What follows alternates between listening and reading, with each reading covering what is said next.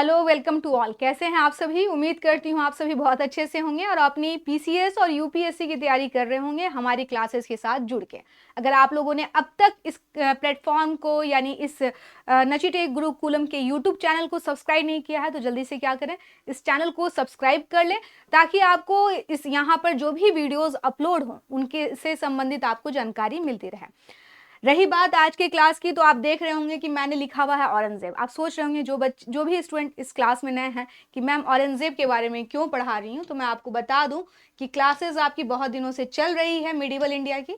इस अक्टूबर से ही आपकी मिडिवल इंडिया चल रहा है और इसमें हम लोगों ने दिल्ली सल्तनत पूरा कंप्लीट किया है, उसकी 5 डायनेस्टी जो है उसके अंतर्गत वो कंप्लीट की है। सारी वीडियोस आपके यहाँ पर यूट्यूब पर जो है इस नचिटेक गुरुकुलम के प्लेटफॉर्म पर अवेलेबल है, फ्री में है, तो आप लोग क्या कर सकते हैं, उन्हें देख सकते हैं। इसके अलावा मुगल एम्पायर के बारे में हम पढ़ा रहे थे आपको, और इसमें अकबर हो जाए, जहांगीर, शाहजहां और हुमायूं और बाबर, इन सब के बारे में डिटेल क्लास आप लोग के पास जा चुकी है। अगर हम बात करें इस मुगल एरा की यानी कि मुगल एम्परर्स की, तो इस मुगल एम्परर में हम देखते हैं आखिरी सशक्त मुगल एम्परर जो है, शासक जो है वो औरंगजेब है। और इसके बाद मुगल साम्राज्य का स्टूडेंट डिक्लाइन होना शुरू हो जाता है। औरंगजेब के बाद जितने भी शासक बनते हैं, जितने भी शासक हुए, जिन्हें हम क्या कहते हैं, इन्हें हम कहते हैं उत्तरवर्ती मुगल काल यानी post Mughal era, post Mughal emperor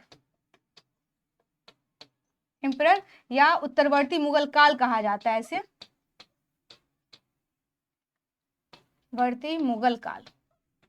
Aurangzeb के टाइम के बाद इसमें कई सारे शासक बनते हैं, लेकिन वो जिस तरह से हम लोगों ने देखा, चाहे वो बाबर हो जाए, हुमायूं हो जाए, अकबर हो जाए, जहांगीर, शाहजहां या फिर औरंगजेब, इनके तरह इतना सशक्त नहीं होता है। अगर हम कहें कि एब्सोल्यूट पावर उनके पास है, ऐसा नहीं है, क्योंकि इसके बाद, औरंगजेब के बाद अब जितने भी शासक बनेंगे उनमें जो है अमीर वर्ग की भूमिका बहुत महत्वपूर्ण हो जाती है। एक तरह से कठपुतली शासक रहते हैं। और 1857 की क्रांति तक, जब जब मुगल एम्परर जो लास्ट थे, बहादुर शाह जफर द्वितीय जो थे, उन तक जो है हम देखते हैं कि जितने भी शासक रहे कमजोर रहे। और 1857 के रिवोल्ट के बाद, क्योंकि उस समय मुगल एम्परर उस समय जो थे बहादुर शाह जफर, वह जो है 1857 की क्रांति का नेतृत्व कर रहे थे, जिसके कारण उन्हें जो है उन पर मुकदमा चलाया गया और उन्हें रंगून निर्वासित कर दिया गया। तो वो लास्ट मुगल एम्परर थे। तो मैंने इसलिए इतनी सारी चीज़ें बताई कि आप ये नहीं समझेंगे कि औरंगजेब लास्ट है, लेकिन हाँ, औरंगजेब के बाद से ही हम देखते हैं कि मुगल एम्पायर का जो डिक्लाइन है स्टूडेंट, वह क्या हो जाता है, बहुत ही फास्ट तरीके से होने लगता है। कई सारे इतिहासकारों का मानना है कि जो मुगल एम्पायर में डिक्लाइन हो रहा है, ये सिर्फ उत्तरवर्ती मुगल शासक जो कि कमज़ोर शासक थे, सिर्फ इसलिए नहीं, कुछ इसमें कुछ मुगल जो एडमिनिस्ट्रेशन था उसके अंदर ही फंडामेंटल कमियां थी। और इसके अलावा इन लोगों की पॉलिसी, खासकर हम औरंगजेब के टाइम पे देखें तो इस समय बहुत सारी इनकी जो पॉलिसीज़ थी वो बहुत ही मतलब उटपटांग थी, जिसने क्या कहते हैं, कामयाब नहीं हो सका उस समय के लोगों का सहयोग प्राप्त करने में, क्योंकि इनकी नीति जो थी वह कहीं ना कहीं से मुगल एम्पायर के डिक्लाइन को बहुत ज़्यादा इसने तेज़ कर दिया। खैर, ये सारी चीज़ें डिबेट हैं, लेकिन फिलहाल हम लोग बात करेंगे औरंगजेब की। और एक चीज़ और बता दूं कि ये उत्तरवर्ती मुगल शासक जो हैं, अगर आप कहेंगे तो मैं उसे करवा दूंगी। आप इस वीडियो में अपना कमेंट ज़रूर छोड़िएगा, जो भी स्टूडेंट देख रहे हैं, कि आपको उत्तरवर्ती मुगल शासक के बारे में जानना है या नहीं जानना है, यानी औरंगजेब के बाद के शासकों को जानना है कि नहीं। उस पर 1-2 क्लासेस हमारी हो सकती हैं। लेकिन एक चीज़ और बता दूं कि यहाँ तक जो है पढ़ने के बाद मैं कोशिश करूँगी कि मुगल एडमिनिस्ट्रेशन कैसा था, उनके टाइम पर क्या आर्ट एंड आर्किटेक्चर में प्रयोग किए गए, या फिर उन्होंने किस किस तरह की व्यवस्था को यहाँ पर इंट्रोड्यूस किया, उन सब चीज़ों के बारे में भी हम लोग जानेंगे। तो चलिए मुगल एम्परर औरंगजेब की बात करते हैं। जैसा कि मैंने आपको बताया था, आप लोगों को याद होगा कि अकबर के समय ही, अकबर का जो बेटा था सलीम, तो मैंने कहा था कि पिता के समय ही बेटा का जो विद्रोह है, इसकी शुरुआत जो है सत्ता पाने के लिए हम देखते हैं अकबर के समय से ही होनी शुरू हो चुकी थी। लेकिन अगर हम बात करें शाहजहां की, तो शाहजहां के टाइम पे मैंने बताया था कि उसकी कितनी औलादें थीं, 7 बच्चे थे उसकी शाहजहां के, जिसमें 4 लड़के थे और 3 बेटियां थी, है ना। 4 3 7 हो गए। तो हमने बताया था लास्ट क्लास में जब मैंने शाहजहां पढ़ाया था कि शाहजहां जब अपने उम्र के टाइम पर बीमार हो गया, तो उस समय इन भाइयों के बीच में जो 4 थे, जैसे कि शाह शुजा हो गया, मुराद हो गया, तीसरा आपका हो गया दारा शिकोह और चौथा हो गया औरंगजेब। तो इन चारों भाइयों ने जो है हमने देखा कि इन्होंने उत्तराधिकार के युद्ध में भाग लिया। उत्तराधिकार, उनको ये डर था कि अगर पिताजी चले गए तो पिताजी के जाने के बाद कौन एम्परर होगा, क्योंकि पिताजी ने यानी शाहजहां ने किसे डिक्लेयर कर दिया था, शाहजहां ने दारा शिकोह को अपना उत्तराधिकारी चुन रखा था। लेकिन शाह शुजा, मुराद और औरंगजेब को ये नागवार था और इसीलिए उत्तराधिकार का युद्ध हुआ। किसी भी मुगल शासक के जीवित रहते हुए इतना भीषण उत्तराधिकार का युद्ध कभी नहीं हुआ था। इतिहास में भारत में पहली बार इस तरह का युद्ध हुआ था। और इसमें आपने देखा था कि हमने बताया था आपको कि बनारस के पास एक युद्ध हुआ था, उसके बाद जो है धर्मत का युद्ध हुआ, फिर उसके बाद सामूगढ़ की लड़ाई हुई, फिर खनवा की लड़ाई हुई, उसके बाद जो है आपकी लास्ट में देवरई की लड़ाई होती है।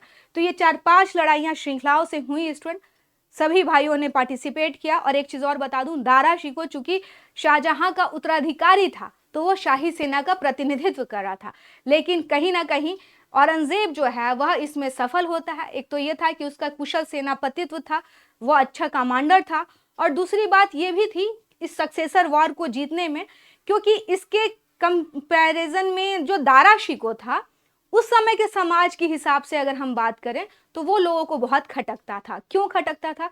क्योंकि अगर हम देखें कि उदारवादी दृष्टिकोण से वह अकबर से भी कई ज्यादा, मतलब अकबर का ही मतलब उसी का ही एक प्रतिकृति आप कह सकते हैं कि अकबर की तरह ही उसकी सोच थी।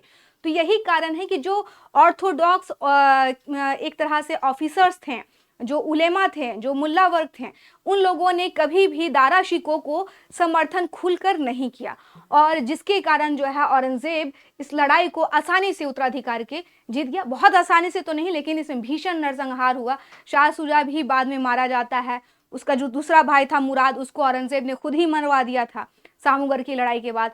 तीसरा जो भाई था दारा शिकोह, उसको देवरई की लड़ाई के बाद उस पर मुकदमा चलाया गया और उस पर कई सारे एलिगेशन लगाए गए कि ये जो है एक तरह से भ्रष्ट हो चुका है और उसने बहुत ही इस्लाम के विपरीत जाके काम किया है। इस तरह के उस पर एलिगेशन लगाए गए और कोर्ट की तरफ से उस पर जो है उसको जो है मौत का फरमान सुनाया गया।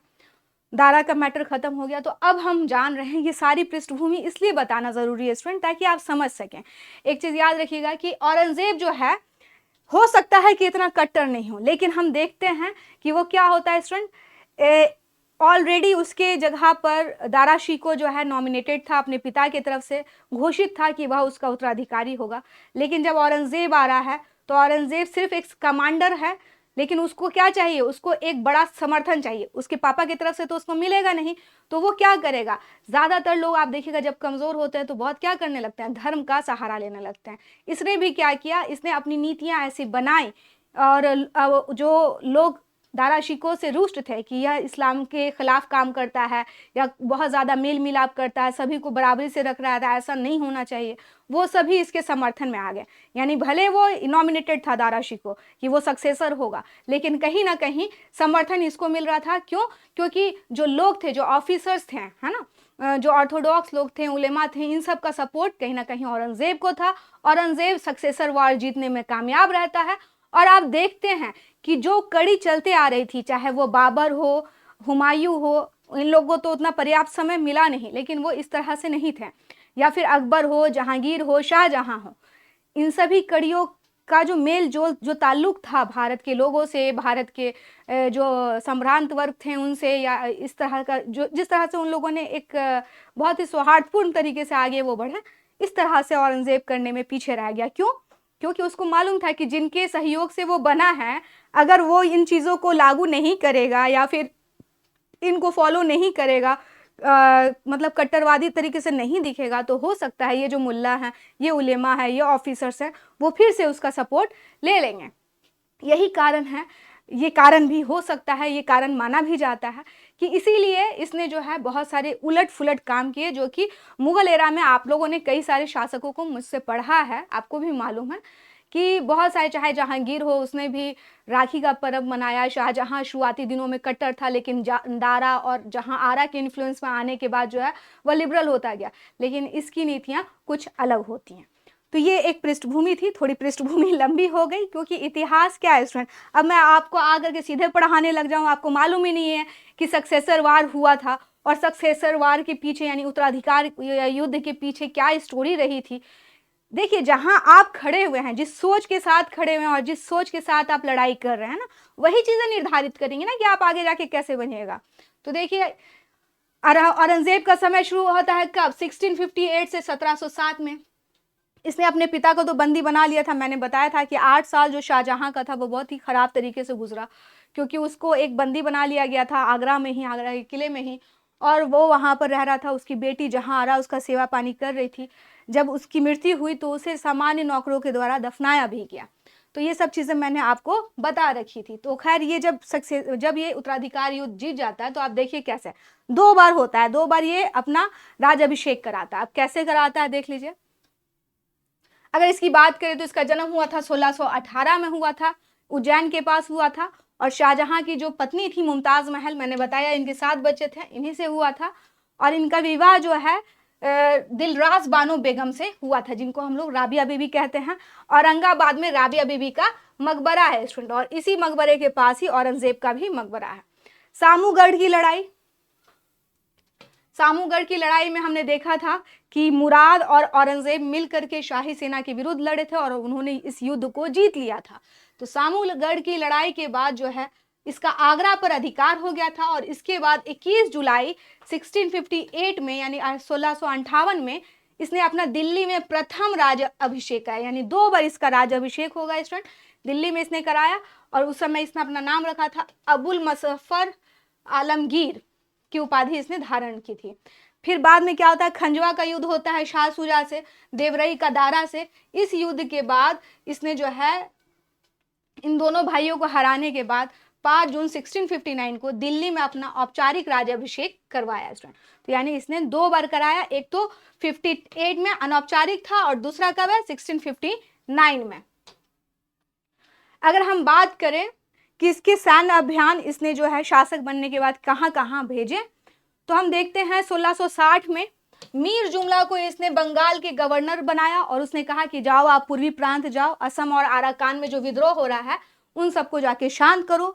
मीर जुमला जो है 1661 में कूच बिहार पर आक्रमण करता है और 1662 में अहोमों से इसने संधि के लिए उनको विवश कर दिया, जिसके फलस्वरूप हम देखते हैं अहोम जो थे वह मान गए कि वह मुगलों को क्या देंगे, वार्षिक पेंशन देंगे, वार्षिक कर देंगे, और युद्ध की क्षतिपूर्ति देना उन्होंने स्वीकार किया था। 1663 की अगर हम बात करें तो मीर जुमला की इस टाइम पे मृत्यु हो जाती है। इसके बाद शाइस्ता खां को बंगाल का गवर्नर नियुक्त किया जाता है। शाइस्ता खां 1666 में पुर्तगालियों को दंड देता है और बंगाल की खाड़ी में स्थित सोन द्वीप पर उनके अधिकार को खत्म करता है और अराकान के राजा से चटगांव जीत लेता है। तो यानी अगर हम पूर्व के संदर्भ में देखें तो इसने मीर जुमला को कमांडर बना के भेजा था, इसने अच्छा काम किया, मगर उसकी मृत्यु हो गई तो फिर शाइस्ता खां को नियुक्त किया। अब औरंगजेब की दक्कन नीति की बहुत चर्चा होती है। एक्चुअली दक्कन की नीति की चर्चा इसलिए भी होती है क्योंकि कहा जाता है कि औरंगजेब की जो दक्कन की नीति थी उसने उसको वहां पर इतना उलझा दिया कि वो फिर कभी नॉर्थ आ ही नहीं पाया। और आपको एक चीज बात अभी तो इसमें होगा, अभी रुके मैं बता ही देती हूँ। अगर हम देखें औरंगजेब के बारे में, औरंगजेब जो है एज ए कमांडर यानी सूबेदार के रूप में 2 बार 1636 से 44 और 53 से 58 तक जो है यह सूबेदार के रूप में दक्षिण के रहा था। तो इसको पूरा आइडिया भी था। और औरंगजेब शाहजहां के काल में 36 से 44 तक सूबेदार के रूप में रहा। इसके बाद मुगलों का दक्षिण सूबे की, इसके बाद इन्होंने और इसने जो है औरंगाबाद को मुगलों के दक्षिण सूबे की राजधानी बनाया। इसके लिए यह जरूरी था कि दक्षिण के जो इंडिपेंडेंट स्टेट हैं उनका जो स्वतंत्र अस्तित्व है, यानी अगर वो स्वतंत्र रहते हैं तो वो तब तक जो है, अगर वो स्वतंत्र रहेंगे तब तक वह क्या नहीं कर पाएगा, मराठों की शक्ति को समाप्त नहीं कर पाएगा। इसीलिए इसने जो है, हम देखते हैं दक्षिण की 5 स्वतंत्र सल्तनतों को बरार को 74 में और इस तरह से जो है, इस लाइन को आप थोड़ा छोड़ दीजिए, कंफ्यूज करेगा। 1682 में इसने अपने पुत्र शहजादा अकबर को जो है, शहजादा अकबर का पीछा करते हुए ये कहाँ गया स्टूडेंट, दक्षिण गया। और उसके बाद जो है इसको आपको एक चीज बता दूं, इसे उत्तर भारत आने का अवसर ही नहीं मिला और वहीं पर इसकी मृत्यु हो गई। कहा जाता है कि औरंगजेब का जो दक्षिण भारत है वह एक तरह से क्या हुआ, कब्रिस्तान सिद्ध हुआ। अगर आप देखें इसके जीवन काल का एक महत्वपूर्ण समय कहाँ बीत रहा है, दक्षिण में बीत रहा है। 36 से 44 तक, फिर 53 से 58 तक तो ये सूबेदार है। लेकिन इसका जो बेटा था, जब ये शासक बन गया, उसका नाम था अकबर, उसने क्या कर दिया था, विद्रोह कर दिया था मेवाड़ वगैरह का समर्थन पाने के बाद। तो उसी का पीछा करते करते ये कहाँ पहुंचा, दक्षिण पहुंचा और दक्षिण में ही इन्वॉल्व होकर एक लंबी लड़ाई में ये रह गया। ये लड़ाई क्या क्या थी अब आप देख लीजिए। औरंगजेब की अगर हम बात करें तो दक्षिण में लड़े गए इसके युद्धों को हम 2 भाग में बांट सकते हैं। एक तो बीजापुर और गोलकुंडा के विरुद्ध इसका जो युद्ध था और विलय था, और दूसरा था मराठों की 4 पीढ़ियों के साथ इसका हमेशा घमासान जारी रहा। एक तो शिवाजी के साथ, दूसरा संभाजी के साथ, तीसरा राजा राम जी के साथ, और चौथा जो है उनकी जो वाइफ थी, विडो थी, ताराबाई, उनके साथ। तो इसके कारण ये बहुत लंबा कहाँ, दक्षिण में जाकर जो है इन्वॉल्व हो गया स्टूडेंट। हम देखते हैं औरंगजेब की अगर कई सारी नीतियां जो थी, देखिए एक तो उसने जो है दक्षिण को कोशिश किया कि दक्षिण में मराठों को नियंत्रण में लाने के लिए, अपने अधीन करने के लिए वहां के स्वतंत्र राज्यों का अस्तित्व खत्म करना होगा। दूसरी बात हम ये देखते हैं कि जो राजपूत मुगलों के सेवा में अकबर के समय से आए थे, जहांगीर के समय उनका संबंध अच्छा था, शाहजहां के समय उनका संबंध अच्छा था, वो संबंध औरंगजेब के आते आते बहुत ही खराब हो जाएगा। कारण क्या था कि जो उत्तराधिकार की लड़ाई लड़ी गई थी उसमें मैंने आपको बताया था जय सिंह थे शाही सेना की तरफ से, जसवंत सिंह भी थे। तो इन लोगों पर हमेशा औरंगजेब को संदेह बना रहता था। तो अब कहेंगे इसको क्या कि अगर दिमाग में फितूर हो तो कुछ भी क्या ही किया जा सकता है, जबकि वो लोग हमेशा से इनके प्रति लॉयल थे।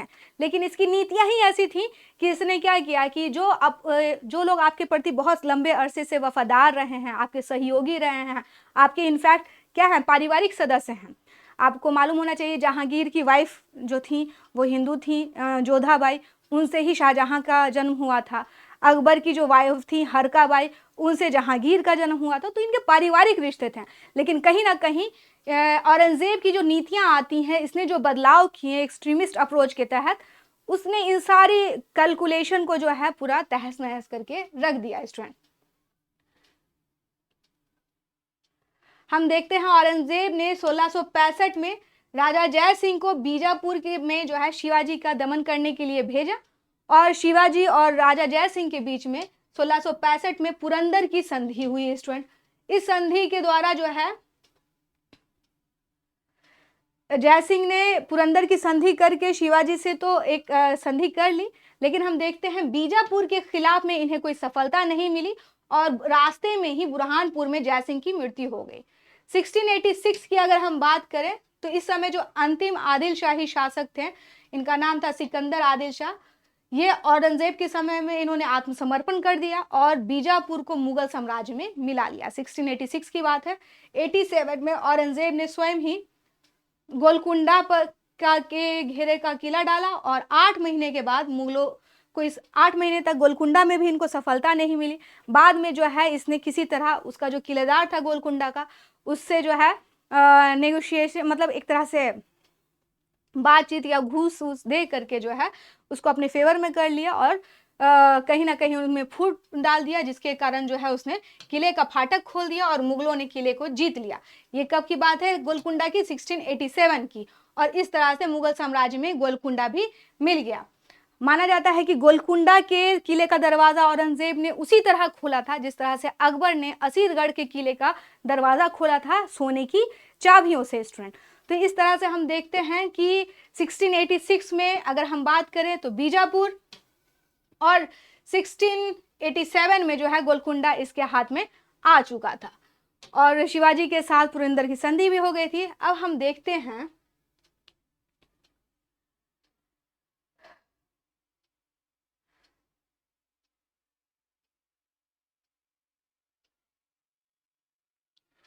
ये आपकी पुरंदर का संधि के बारे में ही है कि शिवाजी और उनके बीच में जो संधि हुई थी, और इस समय जो है विदेशी मनुची भी उपस्थित था, और इस संधि के द्वारा जो है शिवाजी ने अपने 4 लाख खून वाले 23 किले जो है मुगलों को सौंपने के लिए वो राजी हो गए।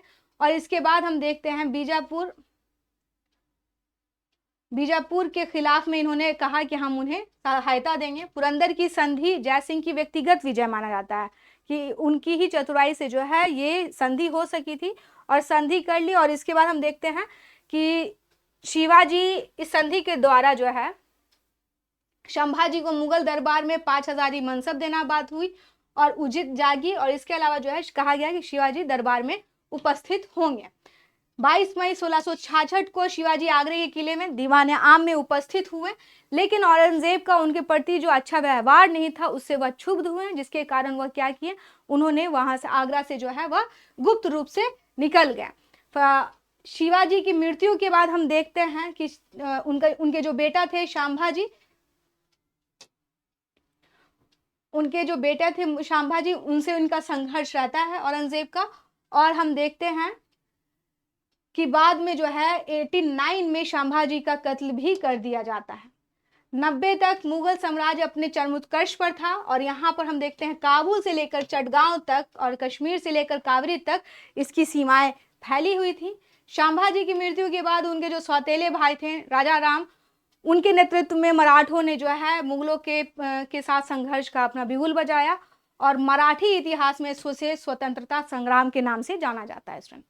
औरंगजेब की यही दक्कन नीति उसके व्यक्तिगत और मुगल साम्राज्य दोनों के पतन का कारण बनती है।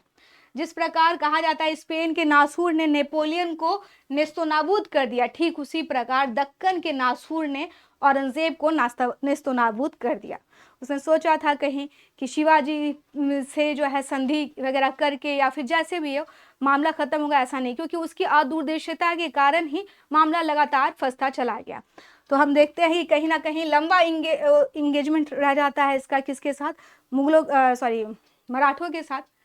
और कहीं ना कहीं इसकी अपनी, अगर हम एज ए एम्परर देखें तो इसकी कहीं ना कहीं व्यक्तिगत अपनी क्या थी, कमी थी, दूरदर्शी नहीं था, जिसके कारण इसने जो है शिवाजी जैसे महान योद्धा और उस समय इतने बहादुर थे वो, और अगर उनको आपने दरबार में बुलाया तो उन्हें सही से अगर प्रतिष्ठा दी होती उसने, तो ऐसी चीज़ें नहीं होती, लंबा जो संघर्ष में ये लोग लिप्त हो गए, ऐसा नहीं होता। अगर हम बात करें औरंगजेब की स्टूडेंट, तो मैंने आपको बताया था कि जो उत्तराधिकार का युद्ध था वो एक तो दारा के खिलाफ था और एक तरफ इमेज को लेकर भी था। कहीं ना कहीं से इसने अपने आप को बहुत ही ज़्यादा इस्लामिक पोर्ट्रेट किया था, जिसके कारण इसे अमीरों का और उस समय के उलेमा वर्ग का समर्थन था। और यही कारण है कि जब ये शासन में आता है स्टूडेंट, तो इसने जो है शरीयत को अपना आधार बनाया, और इसने कुरान के नियमों के अनुसार ही जो है कई सारे अपने अध्यादेश दिए। इसका कहा जाता है कि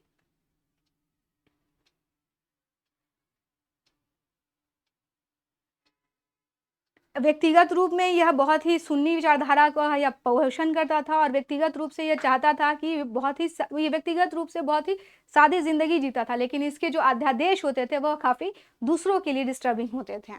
औरंगजेब प्रारंभ में कट्टरता का परिचय देते हुए इसने सिक्कों पर पहले कलमा लिखवाया जाता था, उसको बंद करवा दिया। पारसी नवरोज जो मनाया जाता था उसका भी बंद कर दिया। संगीत समारोह, ये सब चीज को, शराब पीना, जुआ खेलना, इन सब चीजों को मना कर दिया। आपको मालूम है कि जहांगीर ने तो स्पेशली दीपावली के दिन जुआ खेलने को वैध करार दिया था और कहा कि इसकी परमिशन है, लेकिन इसने बंद करा दिया। इसने एक कट्टर रूढ़िवादी सुन्नी मुसलमान कहा जाता है इसको, और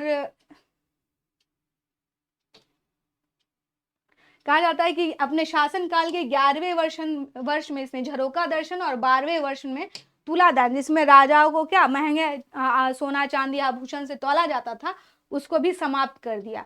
इसने 1679 पर हिंदुओं पर पुनः जजिया लगा दिया, जो कि 1704 में दक्कन से यह कर उनको उठा लेना पड़ा, लेकिन जजिया इसने लगाया था स्टूडेंट। औरंगजेब की जजिया लगाने का उद्देश्य था धार्मिक ना होकर शुद्ध राजनीतिक था, क्योंकि वह मराठों और राजपूतों के खिलाफ मुसलमानों को संगठित करना चाहता था। औरंगजेब ने जुमेरात की रात पीरों की मजार और कब्रों पर जलाए जाने वाली जो दीप प्रज्वलित किया था उसको भी बंद करवा दिया। तो इस तरह से हम देखते हैं कि इसने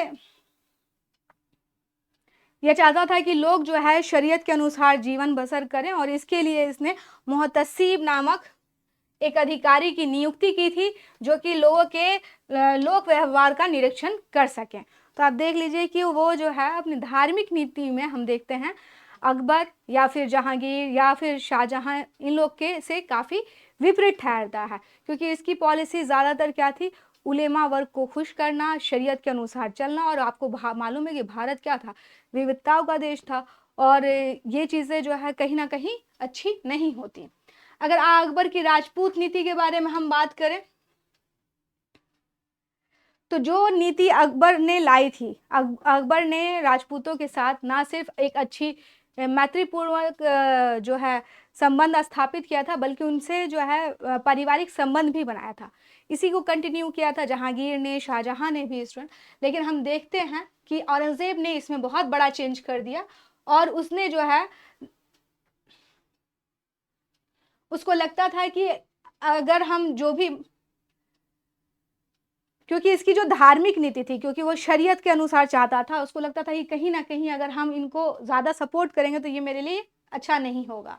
हम देखते हैं इस समय औरंगजेब के समय आमेर के राजा जय सिंह, मेवाड़ के राजा राज सिंह और जोधपुर के राजा जसवंत सिंह जो थे इस समय प्रमुख राजपूत राजा थे, और इन सब से इसके संबंधों में कटुता आती है। 1679 में जसवंत सिंह की मृत्यु के बाद जो उनका प्रदेश था मारवाड़ का, इसने मुगल साम्राज्य में मिलाने की दूरदर्शी नीति जो है बनाई, जिसके कारण हम क्या देखते हैं, राजपूत और उसके संबंध बहुत बिगड़े। उत्तराधिकार के युद्ध में राजा जय सिंह ने शाही सेना के साथ शाह शुजा को परास्त करने में महत्वपूर्ण भाग लिया था, लेकिन सामूगढ़ के युद्ध के बाद वह औरंगजेब के साथ हो गया था। इसी प्रकार धर्मत के युद्ध में हम देखते हैं जसवंत सिंह ने भी शाही सेना की ओर से लड़े थे, औरंगजेब का मुकाबला किया था, और उसके बाद कहीं ना कहीं इसको ये था कि ये लोग जो है मेरे खिलाफ जो है उत्तराधिकार के युद्ध में लड़े हुए लोग हैं, और कहीं ना कहीं यह इन पर भरोसा नहीं कर पा रहा था। कहा जाता है कि औरंगजेब जो है जसवंत सिंह की तरफ से सदैव सशंकित रहा था। उसने जय सिंह और जसवंत सिंह को सदैव जो है हमेशा जब वह एम्परर बना तो उसने, क्योंकि इसको लगता था कि कहीं ना कहीं ये लोग मेरे खिलाफ रहे हैं तो ये मेरे साथ नहीं होंगे, और इसीलिए जो है यह इनको हमेशा दूर दराज इलाकों में भेजता था। लेकिन इसकी नासमझी थी, क्योंकि यह जो है शाही सेना से संबंधित लोग थे और इनको जो भी शाही कमांड दिया जाता वो करते थे, लेकिन इसे इस बात का भरोसा नहीं था।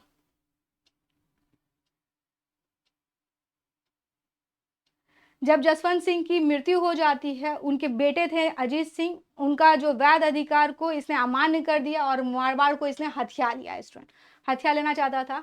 और इसी के कारण अजीत सिंह के दिल्ली पहुंचने से पहले ही इसने जोधपुर का टिकट 36 लाख रुपए के बदले इनके जो बड़े भाई थे अमर सिंह के पोते इंद्र सिंह को दे दिया।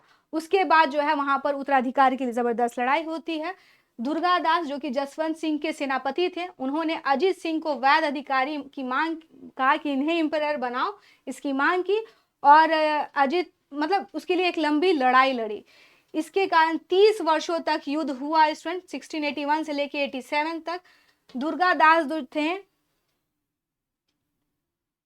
3 चरणों में ये युद्ध होता रहा, और कहा जाता है कि मारवाड़ का जो युद्ध है उसमें कहा जाता है कि जिस तरह से दुर्गादास ने नेतृत्व किया था, तो कहा जाता है कि भाई क्या कीजिए, हे माँ पूत ऐसा जन जैसा कि दुर्गादास। इनको राठौड़ों का यूली सीजर भी कहा जाता है। तो इस तरह से ये जो लोग थे, जो इसके साथ के लोग थे, उनसे भी कहीं ना कहीं ये उलझता गया। बाद में इसके बेटे शहजादा अकबर ने ही विद्रोह कर दिया, और इसके विद्रोह को ये दबाने के लिए कहाँ गया, दक्षिण गया स्टूडेंट। और मैंने कहा कि वहीं दक्षिण में जाकर के वो फंस ही गया औरंगजेब। इसके समय में सिर्फ ऐसा नहीं है कि राजपूतों से इसकी नहीं बनी धार्मिक नीति के कारण, इसका कई लोगों से नहीं मिला, जिसमें कुछ लोग हैं जैसे कि इस समय का जाटों का विद्रोह भी बहुत फेमस है। यह जाटों का जो विद्रोह था आगरा के आसपास वाले क्षेत्रों में हुआ था स्टूडेंट, और इसमें ज़्यादातर किसान थे, काश्तकार थे, कई सारे जमींदारों ने भी उनको सहयोग दिया था।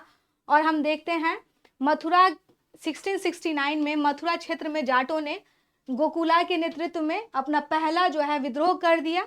और इसके बाद गोकुला को तो मार दिया गया, लेकिन इसके बाद हम देखते हैं राजा राम ने इस विद्रोह का नेतृत्व संभाला। और अकबर का जो सिकंदरा में, आगरा में जो है सिकंदरा में अकबर का मकबरा है, वहां पर लूटपाट की। कहा जाता है कि अकबर का जो अस्थि या जो उसकी कब्र थी उसको खोद करके जो भी अवशेष थे इन लोगों ने जला दिया था इस टाइम। राजा राम की मृत्यु के बाद हम देखते हैं इनके जो भतीजे थे चूड़ामन, उन्होंने इसका भागदौड़ संभाला और अकबर की मृत्यु तक विद्रोह करता रहा। अंत में उन्होंने मथुरा के निकट भरतपुर नाम के एक स्वतंत्र राज्य की स्थापना कर दी। इन्हीं के टाइम पे सतनामियों का विद्रोह हुआ था। यह जो है 1672 में हम देखते हैं कि किसान और मुगलों के बीच मथुरा के निकट एक जगह है नारनौल, वहां पर एक युद्ध हुआ और इसको सतनामी नामक एक धार्मिक संप्रदाय ने किया था। ज्यादातर लोग जो थे वो सतनामी नामक धार्मिक संप्रदाय से संबंधित थे, इसलिए इसको सतनामी विद्रोह कहते हैं। माना जाता था कि ये लोग वैरागी थे और इसकी स्थापना 1657 में हुई थी और शुद्ध अद्वैतवाद में उनका विश्वास था। ज्यादातर इस सतनामी में जो लोग थे वह किसान थे, दस्तकार थे और नीचे वर्ग से आते थे। और कहा जाता है कि सतनामी विद्रोह की शुरुआत एक मुगल और सतनामी के बीच झड़प से होती है, लेकिन यह बहुत ही क्या हो जाता है, बाद में उग्र हो जाता है। तो ये सतनामी विद्रोह भी किसके टाइम पे हुआ? औरंगजेब के टाइम पे ही हुआ। इसी तरह अफगान विद्रोह भी होता है,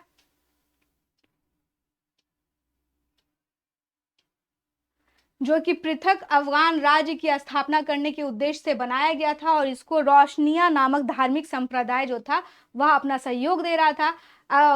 औरंगजेब को 1675 में खुद जाना पड़ा और अपनी कूटनीतिक प्रयास से यहाँ के मामले को शांत करना पड़ा। इसका नेतृत्व जो है अफरीदी सरदार अकमल खां कर रहे थे और ये सारी चीजें किसके समय हो रही हैं? औरंगजेब के समय में ही हो रही हैं। इसके अलावा हम देखते हैं औरंगजेब के टाइम पे बुंदेला विद्रोह भी होता है, जो कि मुगलों और बुंदेलों के बीच पहली बार जो संघर्ष हुआ उसको मधुकर शाह के समय शुरू होता है। और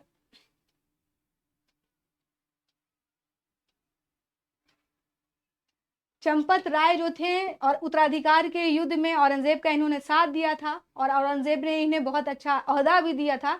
लेकिन हम देखते हैं इन्होंने 1661 में मुगलों के खिलाफ विद्रोह कर दिया और पराजित होने के बाद जो है इन्होंने आधिपत्य मुगलों का नहीं स्वीकारा बल्कि आत्महत्या कर ली।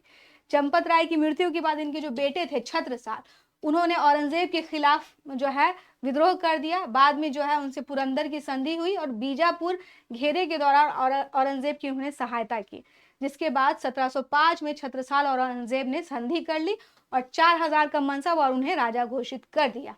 इस तरह 1707 में जब हम देखते हैं क्या होता है स्टूडेंट, बुंदेला विद्रोह भी खत्म हो जाता है और 1707 में औरंगजेब की मृत्यु हो जाती है। तो अब तक आप लोगों ने जो देखा,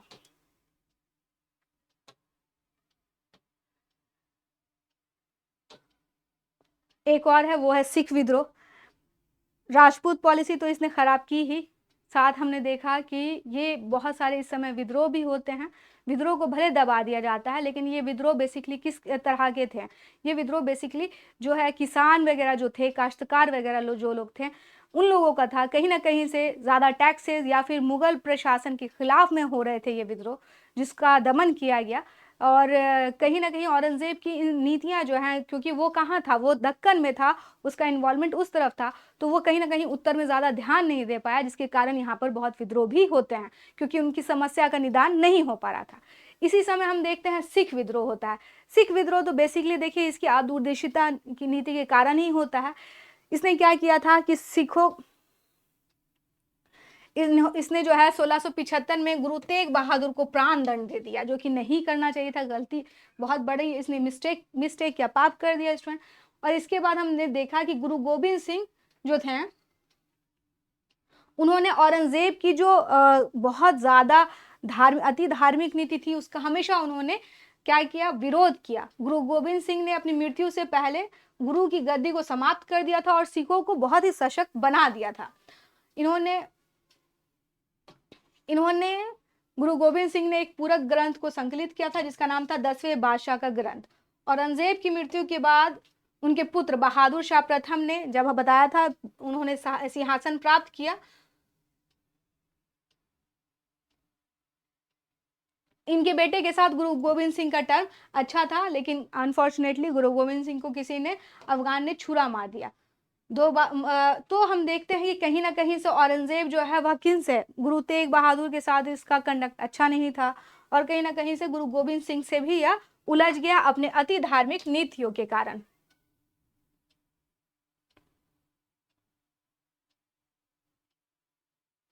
इस प्रकार औरंगजेब की धर्मांध और अदूरदर्शितापूर्ण नीति जो है धार्मिक संप्रदाय को, जो एक सिख कम्युनिटी थी, जो कि एक क्या था, धार्मिक संप्रदाय था, इसने इतना टॉर्चर किया कि उनको क्या हुआ, एक लड़ाकू संप्रदाय के रूप में खुद को बदलना पड़ा। इसकी अदूरदर्शिता की नीति के कारण ही हम देखते हैं कि दक्कनी राज्यों और मराठों का दमन करते हुए 3 मार्च 1707 को अहमदनगर के पास जो है इसकी मृत्यु हो जाती है। औरंगजेब के शव को दौलताबाद में हम देखते हैं 4 किलोमीटर दूर फकीर बुरहानुद्दीन की कब्र के अहाते में दफना दिया गया। 1686 में औरंगजेब, इसने वैसे आपको बता दूं, जैसे मैंने बताया था कि औरंगजेब के टाइम पे जो पुर्तगाली थे वो काफ़ी क्या थे, काफ़ी अपनी मनमानी कर रहे थे। शाइस्ता खान जो थे उन्होंने इनको खदेड़ दिया था, तो ये सारी चीज़ें उस समय हो रही थी। औरंगजेब के खिलाफ आपको एक चीज़ और बता दूं, औरंगजेब के खिलाफ जितनी भी बगावत हुई उसमें सबसे अंतिम बगावत किनका था, सिखों का था। और औरंगजेब के बाद लगातार जो है ये चीज़ चलती रही। उत्तरवर्ती मुगल काल में हम देखते हैं कहीं ना कहीं से इसने जो भी चीज़ें जो स्ट्रांग थी, जैसे कि राजपूतों के साथ जो है मुगलों का टर्म अच्छा था, वह वीक हो गए इसके समय में। एक तो मराठों और दक्कन के प्रति जो इसकी नीतियाँ रही थी, इतना लंबा इन्वॉल्वमेंट जो था, वह कहीं ना कहीं से जो नॉर्दर्न इंडिया है यहाँ पर जो लोग थे उनके रिवोल्ट का एक बहुत बड़ा कारण बना, क्योंकि यहाँ पर शासक नहीं है तो लोग का ध्यान भी नहीं रहेगा और उन किसानों को बहुत टॉर्चर भी किया जाएगा, ज़्यादा लगान वगैरह देके, तो कई तरह के विद्रोह होते हैं।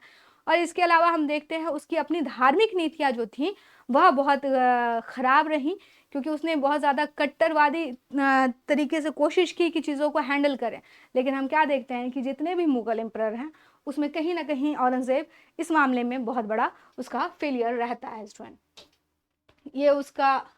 ये राबिया बीबी का मकबरा है जो उसने दक्षिण में बनवाया था, तो ये उसकी पिक्चर है स्टूडेंट। तो उम्मीद करती हूँ कि आज औरंगज़ेब वाली क्लास भी ख़त्म हो गई है, तो आपको एक चीज़ समझ में आ गया होगा कि एक बेसिक जानकारी आपको मिल गई होगी कि औरंगज़ेब की धार्मिक नीति कैसी थी, उसकी राजपूत पॉलिसी कैसी थी, किस तरह वह जो है दक्षिण के मामले में इन्वॉल्व हुआ और किस तरह उसकी किस सर्कमस्टांसेस में उसकी मृत्यु हुई। तो ये सारी चीज़ें क्लियर हो गई हैं। नेक्स्ट क्लास जो आपकी जाएगी वह जाएगी मुग़ल एडमिनिस्ट्रेशन पर, और जो भी इंपॉर्टेंट चीज़ है वो हम डिस्कस करेंगे। 1-2 क्लास और मुग़ल पे होंगी, उसके बाद आपका मुग़ल वाला मामला ख़त्म हो जाएगा। कैसी लगी आपको क्लास मुझे ज़रूर बताइएगा। अपना ख्याल रखिए, बाद में मिलते हैं आप सभी से, ठीक है। धन्यवाद।